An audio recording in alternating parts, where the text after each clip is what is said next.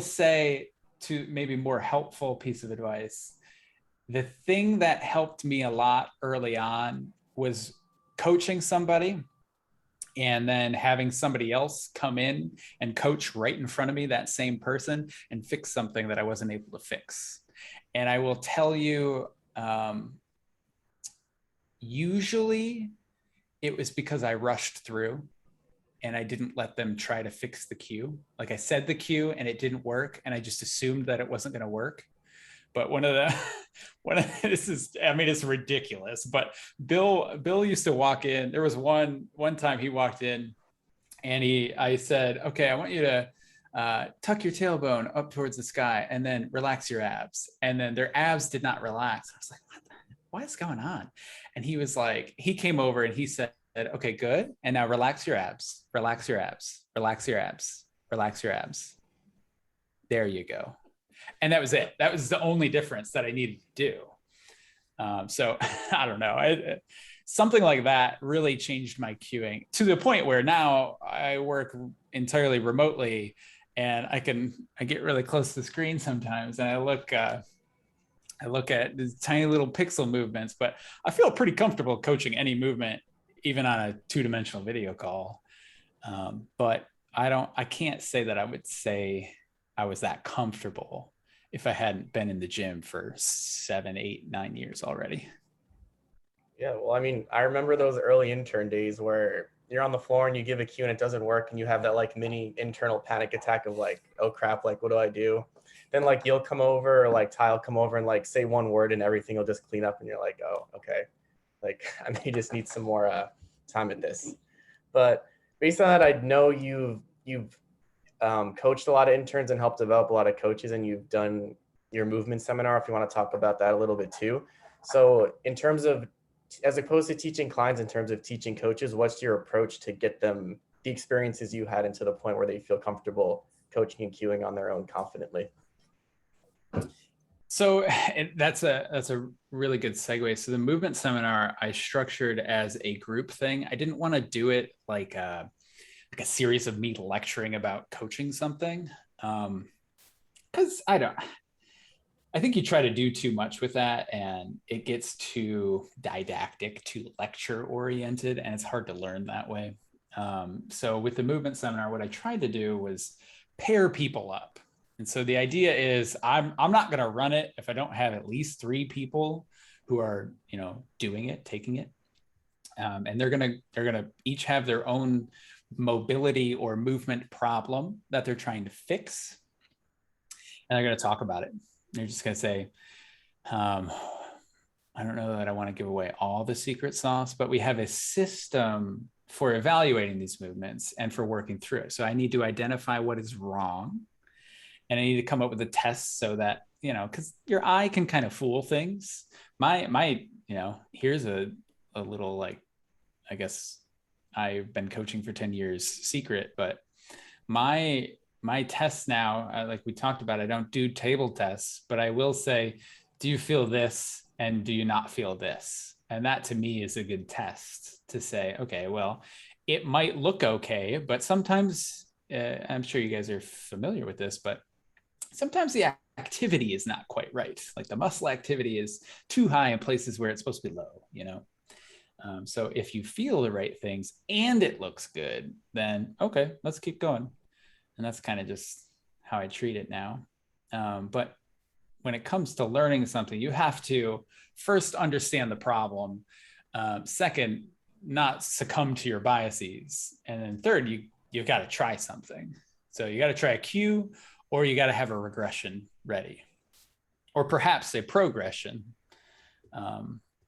for when the cue works and now you can train them again. And so based off that, what was I going to say? Now I'm drawing a blank. Oh yeah. So when you're asking someone for feedback in terms of what they're supposed to be, where they're feeling this, why is that so important to you? And is it more in terms of your clientele that you see, or is that just something that's always going to be important to you when you're training anyone in any circumstance? That's a good question. I think it's probably, it can pertain to any client.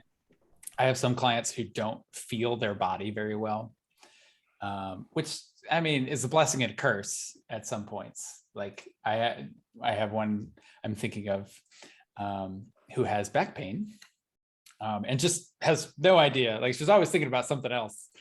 So she has no idea when I say, "Do you feel that in your abs?" And we've been working together for 3 years now, and she can start to feel stuff now. And she's had a lot less frequent back pain flare-ups. So I'm going to consider that a win, but it's, it's not just that she's become more aware of things. It's that she's kind of started to recognize when she is falling out of a position so that now she can use that as a prompt to fix it.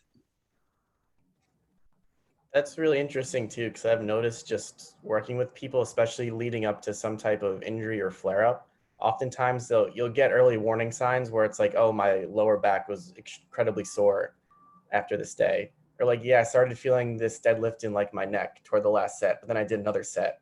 And then all of a sudden, like I got a huge like muscle spasm and I couldn't move it the next day. So I think part of building that awareness is super important because it can give you early warning signs if you are prone to injury during lifting to know when you need to modulate or maybe make adjustments to your program. I don't know if you've had similar experiences as well No, with that. totally, absolutely. I've also I've gotten away from strength work. Not that I don't do strength work, but I used to only do strength work, like 1 to 8 reps and never anything higher, and probably not 8. And now I've started to give people more endurance, and they can hold positions better, and they're not so whiny. Like they can tolerate the fatigue a little better too. So all of that I think is really good, especially for like the clients who come to me from Rebel Performance who are physically able, very physically able, but just don't know how to control things. It's like, well, you've been doing things the way you've been doing them for 20 years. And if you're not where you want to be, well, then we're going to have to change something about that. And usually, I think a lot of stuff clears up when you just get more aerobic, more endurance about it. Rufus, anything you want to add to that? No, what does that look like in terms of your reps, and when do you do that and things like that?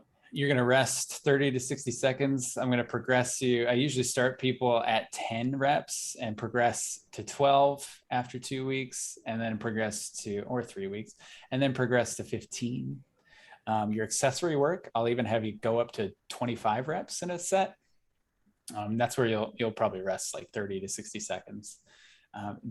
It limits the amount of load that you can use, so you're less prone to getting stiffened up, and it gives you a bunch of opportunity to learn the movement, because like even if you mess one up, it's not a super strong stimulus that says, okay, like if I do a set of 3 on a deadlift and my back is super arched and I finish with my back at the top, like I'm learning how to do that. I'm really practicing that. But if I have a set of 15, well, the weight's got to be a lot lower. And even if I mess one up like that, it's more likely that the other 14, a higher percentage of my total set, will be in a good position at good timing with good muscle activity.